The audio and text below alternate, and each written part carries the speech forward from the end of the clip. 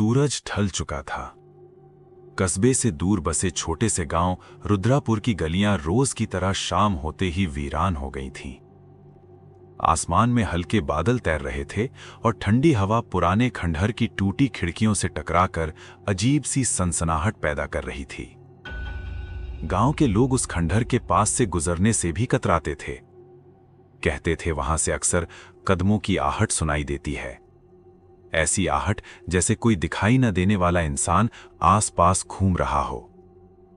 नेहा पहली बार अपने दोस्तों के साथ गांव घूमने आई थी। मजाक मजाक में दोस्तों ने कहा, चल नेहा, तू तो खुद को बहुत बहादुर समझती है, अगर सच में हिम्मत है तो उस खंडहर के अंदर जाकर दिखा। सब हंस पड़े। नेहा ने मुस्कुराकर कहा, भूत प्रेत कुछ नहीं होते, ये सब डर फैलाने की बातें हैं। और वो अकेली खंडहर के अंदर चली गई। टॉर्च की रोशनी जैसे ही टूटी दीवारों पर पड़ी, अजीब सी डरावनी परछाइयां बनने लगीं। नेहा अचानक रुक गई। उसे लगा किसी ने पीछे से उसे देखा। वो झटके से मुड़ी, वहां कोई नहीं था। शायद दोस्त मजाक कर रहे हैं, उसने खुद को समझाया। लेकिन तभी टॉर्च की रोशनी में उसने देखा, दीवार पर उसकी परछाई के साथ एक और परछाई भी हिल रही थी। नेहा की सांसें तेज हो गईं। कौन है वहां? उसने कांपती आवाज में पूछा। कोई जवाब नहीं, बस धीमे धीमे कदमों की आहट उसकी ओर बढ़ने लगी। डर के मारे नेहा भागकर बाहर आई। दोस्त हंस पड़े। क्या हुआ? अंदर तो बहुत बहादुरी दिखा रही थी। नेहा की आवाज कांप रही थी।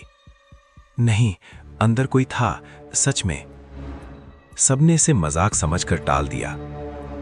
लेकिन उस दिन के बाद नेहा की जिंदगी बदल गई। रात में उसके कमरे में कभी किसी के चलने की आवाज आती, कभी शीशे में उसके पीछे कोई धुंधली सी परछाई दिखाई देती। उसी गांव का एक नाई था, शंभू। वो रोज देर रात दुकान बंद करके घर लौटता था। एक रात तालाब के किनारे से गुजरते वक्त उसे महसूस हुआ कि कोई उसके पीछे चल रहा है। कौन है? सामने आ, उसने गुस्से में कहा। कोई जवाब नहीं। वो तेज चलने लगा, लेकिन पीछे की आहट भी तेज होती गई। अचानक उसके सामने एक सफेद साया खड़ा हो गया। उसकी आंखें अजीब हरी रोशनी से चमक रही थीं। शंभू, तेरा वक्त आ गया है। शंभू चीखता हुआ भागा। अगले दिन गांव वालों ने देखा, वो पूरी तरह टूट चुका था। वो बस एक ही बात दोहरा रहा था, आहट, वो मुझे लेने आएगी। गांव का मास्टर विनय भूत प्रेत की बातों पर हंसता था। लेकिन एक रात खंडहर के पास से लौटते वक्त उसने साफ सुना, भारी कदमों की आवाज। वो मुड़ा, पीछे सिर्फ खाली सड़क थी। तभी उसके कान में किसी ने फुसफुसाया, तू बच नहीं पाएगा। उस रात के बाद विनय भी अकेले बाहर निकलने से डरने लगा। अब गांव में डर फैल चुका था। हर कोई एक ही चीज की बात कर रहा था, आहट। गांव की एक महिला कमला रोज रात तुलसी के पास दिया जलाती थी।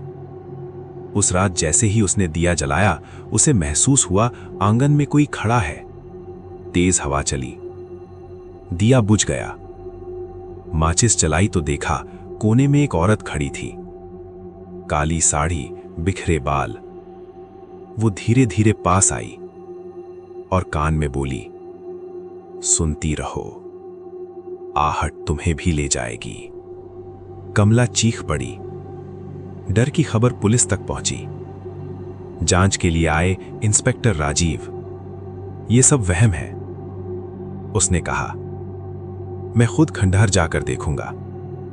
रात को टॉर्च लेकर वो खंडहर पहुंचा। अचानक सीढ़ियों पर वही आहट, फिर एक आवाज, अगर सच जानना है तो नीचे उतर। नेहा, मास्टर विनय और इंस्पेक्टर राजीव सच जानने के लिए एक साथ खंडहर के तहखाने में उतरे। वहां दीवार पर खून से लिखा था, मेरी मौत की आहट अब भी जिंदा है। तभी एक धुंधला साया उभरा। मैं इस जगह की मालकिन शारदा हूं। 100 साल पहले मुझे यहीं जिंदा दफना दिया गया था। मेरी आहट, मेरी चीख अब कभी नहीं रुकेगी। तहखाना कांपने लगा। सब किसी तरह बाहर भागे। आखिरकार खंडहर को आग के हवाले कर दिया गया। उस रात गांव में शांति रही। लेकिन कुछ दिन बाद नेहा अपने कमरे में पड़ रही थी। खिड़की से ठंडी हवा आई और फिर धीरे धीरे कदमों की वही आहट। नेहा फुसफुसाई, कौन है? कोई जवाब नहीं, बस आहट। कहते हैं जो एक बार इस आवाज को सुन ले उसकी जिंदगी कभी पहले जैसी नहीं रहती, क्योंकि आहट सिर्फ आवाज नहीं होती, वो डर है जो हमेशा आपके पीछे चलता रहता है।